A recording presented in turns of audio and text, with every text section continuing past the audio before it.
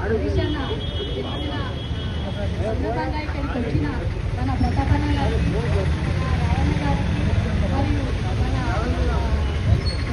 Municipal chairman గారికి మరియు ఇక్కడ మన కార్యకర్తలకు, నాయకులకు, ప్రతి ఒక్కరికి కూడా నమస్కారాలు తెలియజేసుకుంటున్నాను.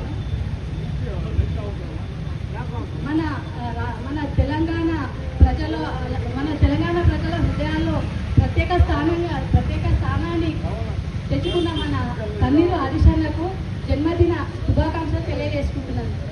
మన హరీషన్న గారు మన కేసీఆర్ గారి నాయకత్వంలో మన ఉద్యమంలో ప్రజలలో తిరిగి మనకు మన తెలంగాణ ప్రజల గౌరవాన్ని గురించి కష్టపడ్డ మన నాయకుడు మన హరీషన్న గారు.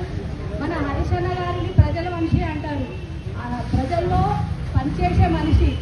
సిద్దిపేట డెవలప్మెంట్లో ప్రతిగా గుర్తించిన హరీషన్న గారికి జన్మదిన శుభాకాంక్షలు తెలుపుకుంటున్నాను. మన హరీషన్న గారు మన తూప్రాన్లో కూడా ఎంతో డెవలప్మెంట్కి మన ఆశీస్సులు ఉన్నాయి మన హరీషన్న గారి.